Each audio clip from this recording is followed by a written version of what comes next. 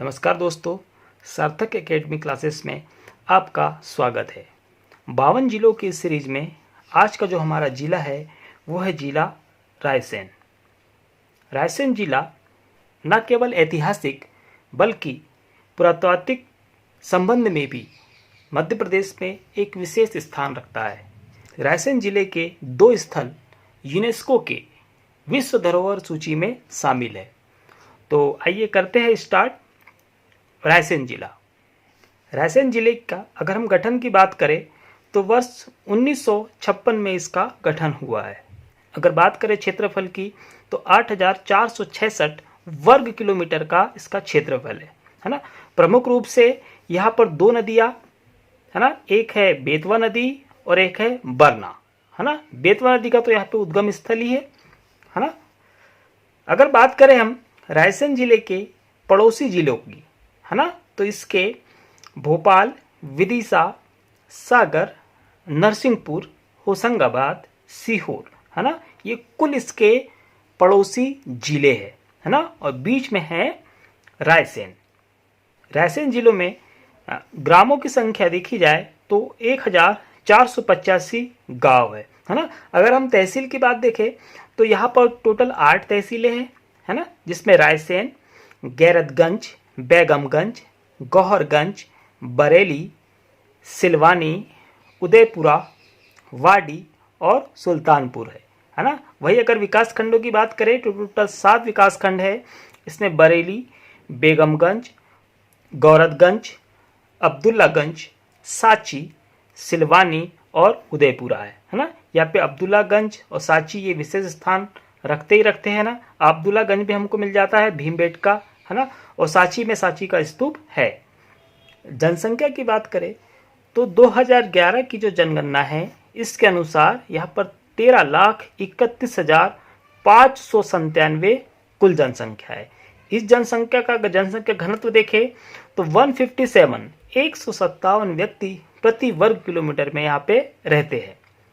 दशकीय वृद्धि की अगर हम बात करें तो यहाँ पे 18.35% है ना, इसकी दशकीय वृद्धि है जनसंख्या की। लिंगानुपात अगर हम देखें तो 901 का लिंगानुपात है ना, 901 महिलाएं प्रति 1000 पुरुष पर। बात करते हैं हम साक्षरता की तो 72.98% है ना, 72.98% यहाँ की कुल साक्षरता दर है ना। वही पुरुषों की अगर बात करें तो 80.81% है ना। वही अगर हम महिलाओं की बात करें तो 64.24% यहाँ की महिला साक्षरता दर है। ऐतिहासिक और पुरातात्विक का पृष्ठभूमि हम देखें तो यह सबसे पहला नाम आता है साची है ना। साची का बौद्ध स्तूप सम्राट अशोक द्वारा निर्मित है ना। सम्राट अशोक द्वारा साची का बौद्ध स्तूप निर्मित है। और मैं आपको बता दूं कि ये जो स्तूप है ये ईंटों का बना हुआ था ना, ईंट का बना हुआ स्तूप है ना। बाद में इसमें जरूर जो शुंग शासक थे इन्होंने इसके ऊपर पाषाणों की सिलाई लगाई है ना। और भारत का सबसे बड़ा बौद्ध स्तूप है ना, ये सबसे बड़ा बौद्ध स्तूप है भारत में। जितने भी स्तूप है उसमें सबसे बड़ा बौद्ध स्तूप साची का बौद्ध स्तूप है। इसके अलावा इसका निर्माण जो हुआ है वो मोगरी पुत्र तिस्य की अस्थियों पर किया गया है ना। उसकी अस्थियां है, उसके ऊपर साची के स्तूप का निर्माण किया गया है ना। साची स्तूप का जो प्रदक्षिण पथ है ना, जिसके चक्कर लगाते हैं आसपास है ना, प्रदक्षिण जो पथ है वो शुंग शासक ने बनवाया था। ठीक है। और अगर बात करें कि मुख्य स्तूप के जो दक्षिण द्वार है ना, मुख्य स्तूप का जो दक्षिण द्वार है वहां पर सतवाहन शासक सतकर्णी है ना, सतवाहन वंश का शासक सतकर्णी का उल्लेख उत्कीर्ण किया गया है। ठीक है। इसके अलावा यहाँ पर स्तंभ लेख है ना, स्तंभ लेख जिसमें जातक कथाएं हैं है ना। इसके साथ में उस पर उन सभी लोगों के नाम भी अंकित है जिन्होंने इसको बनवाने के लिए दान दिया है ना। भाई साची स्तूप जैसे अशोक ने बनाया था तो ईंटों का बनवाया, और उसके जो आसपास का जो एरिया था वो लकड़ी का बना हुआ था है ना। बाद में फिर क्या हुआ, शुंग वंश के लोगों ने उसको पत्थर का बनवाए है ना, भी प्रदक्षिणा लगवाई, उसमें गेट बने हुए हैं, है ना, जो तोरण द्वार बोलते हैं। तो उसमें क्या हुआ, जो दान जिन लोगों ने दिए हैं उन लोगों के नाम भी स्तंभ लेख में अंकित किए हुए हैं।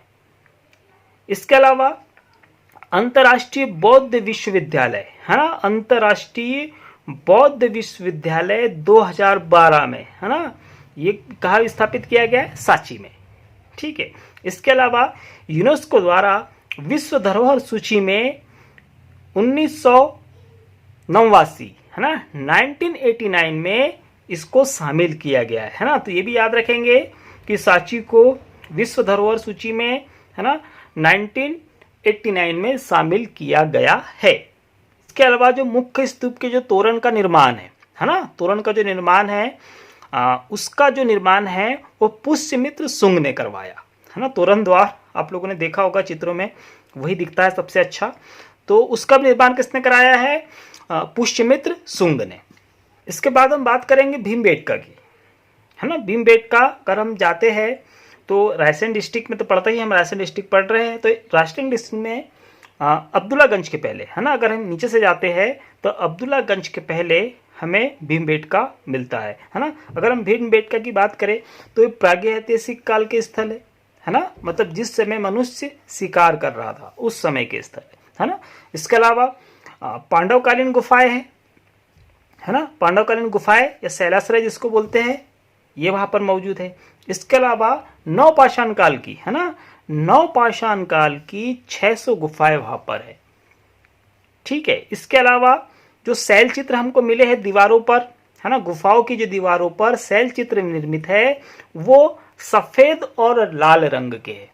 ठीक है, ये एग्जाम में पूछा जाता है, शैल चित्र सफेद और लाल रंग के है। इसके अलावा यूनेस्को की विश्व धरोहर सूची में 2003 में शामिल किया गया है भीमबेटका को।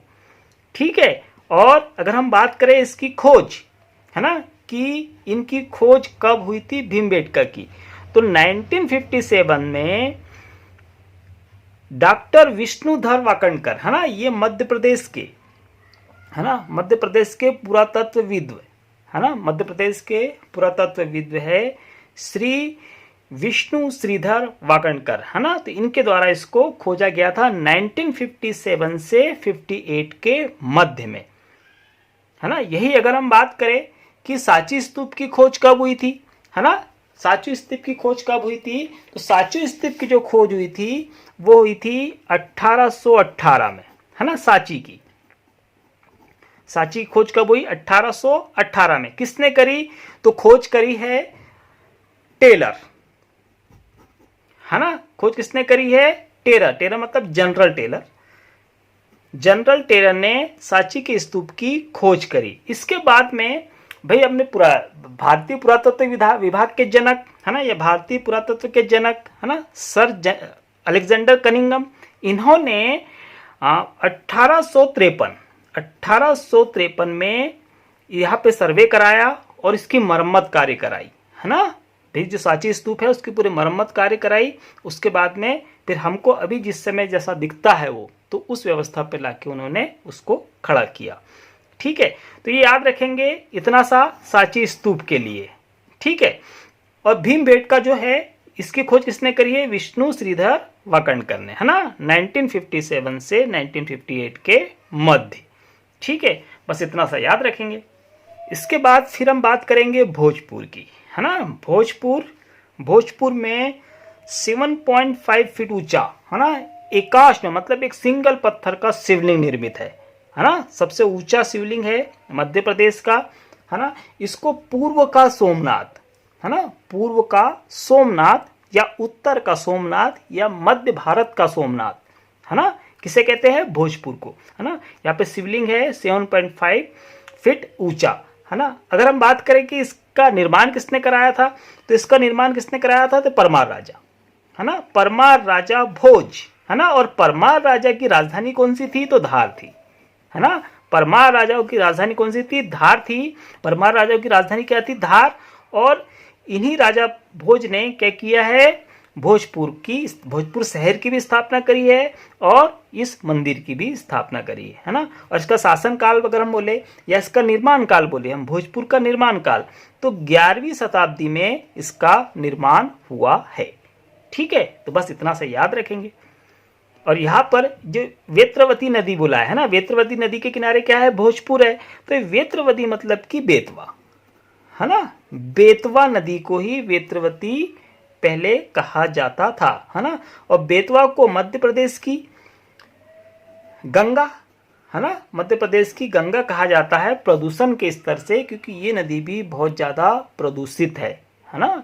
इसलिए याद रखेंगे, मध्य प्रदेश की गंगा बेतवा कहा जाता है प्रदूषण के स्तर से। फिर हम देखते हैं मंडी द्वीप, है ना। तो मंडी द्वीप में मध्य प्रदेश का दूसरा प्रमुख औद्योगिक क्षेत्र है ना। मध्य प्रदेश का दूसरा प्रमुख औद्योगिक क्षेत्र मंडी द्वीप है ना। इसके अलावा देश की पहली ऑप्टिकल फाइबर फैक्ट्री, है ना, देश की पहली ऑप्टिकल फाइबर फैक्ट्री जापान के सहयोग से स्थापित की गई थी।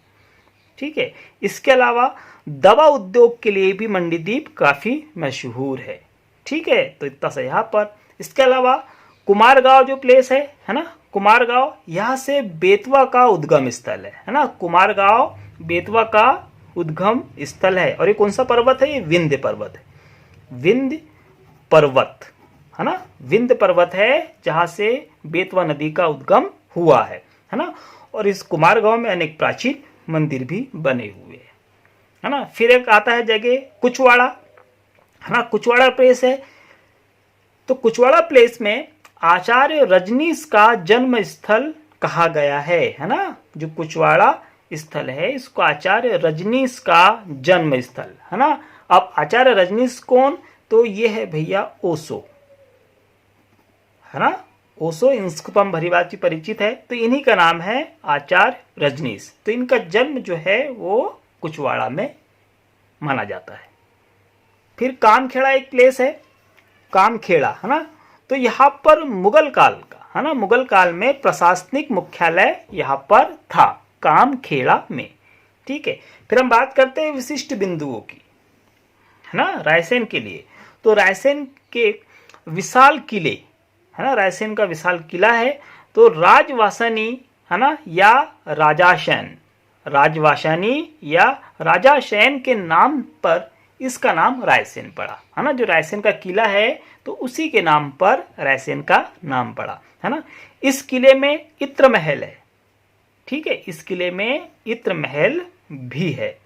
और रायसेन किला मध्य युग का अभेद दुर्ग था, है ना। अगर हम बात करें रायसेन किले का तो मध्य युग का अभेद दुर्ग था। इसको कभी कोई जीत नहीं पाया या इसको भेद नहीं पाया।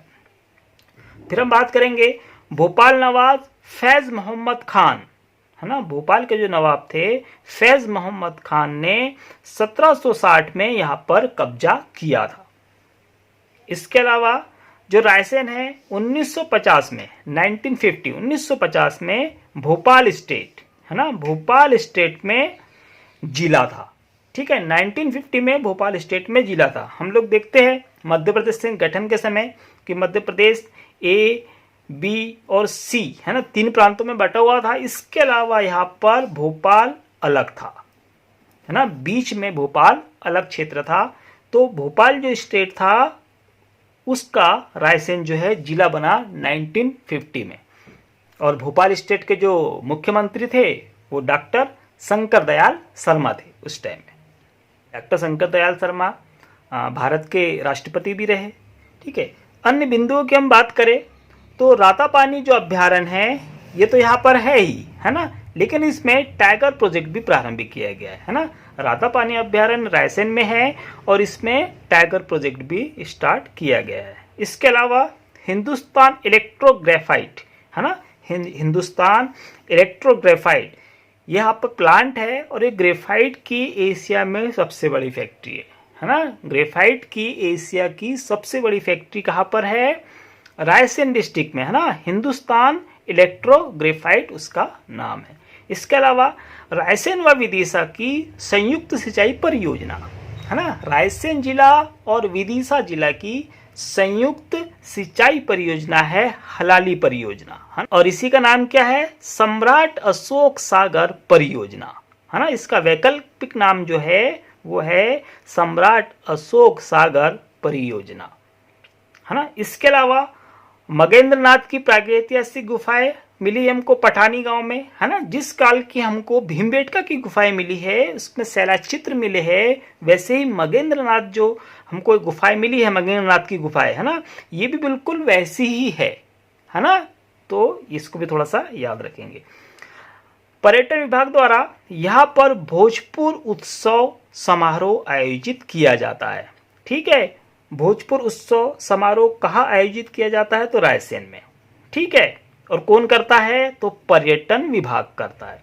रायसेन के किले में राजा रोहित का महल, इत्रदार महल और बादल महल, है ना। राजा रोहित का महल, इत्रदार महल और बादल महल है।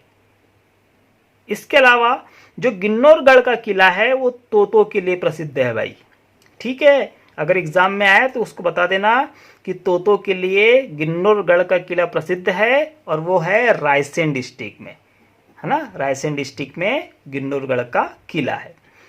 रायसेन किले की हम बात करें तो यहाँ पर 40 के लगभग कुएं और बावड़ी है ना, जो कि देश में सबसे अधिक है ना। देश में मौजूद जितने भी किले हमको मिले हैं तो इतने कुएं और बावड़ी कहीं पर नहीं है ना, जितने रायसेन के किले में। इसके बाद फिर हम बात करें, बेतवा को मध्य प्रदेश की गंगा कहा जाता है प्रदूषण के स्तर से, यह हमने भी देखा। ठीक है, अब चीन की दीवार जैसे चीन की दीवार है तो चीन की दीवार के जैसे ही 80 किलोमीटर लंबी दीवार, है ना, 80 किलोमीटर लंबी दीवार कहाँ पर है, विंध्याचल पर्वत पर स्थित है ना। कहाँ पे, रायसेन डिस्ट्रिक्ट में। जैसे चीन की दीवार है बिल्कुल वैसे ही 80 किलोमीटर लंबी दीवार है ना, विंध्याचल पर्वत पर। तो कभी जाओ देखने के लिए।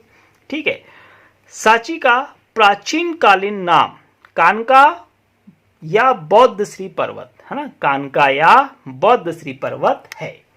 ठीक है, इसके अलावा अगर रायसेन की बात करें तो फरीदुल्ला शाह पीर, है ना, उनकी दरगाह यहाँ पर है। इसके अलावा अगर हम एक और पक्ष देखें तो जो रायसेन का दुर्ग है ना, तो ये 1543 में शेरशाह सूरी, हाँ, शेरशाह सूरी ने राजा पूरनमल से छीन लिया था, है ना। शेरशाह सूरी, है ना, हम लोग हिस्ट्री में पढ़ते हैं शेरशाह सूरी को, है ना। भारत में सड़कों का, है ना, सबसे ज़्यादा सड़कों का निर्माण उसी ने कराया था, तो याद रखेंगे।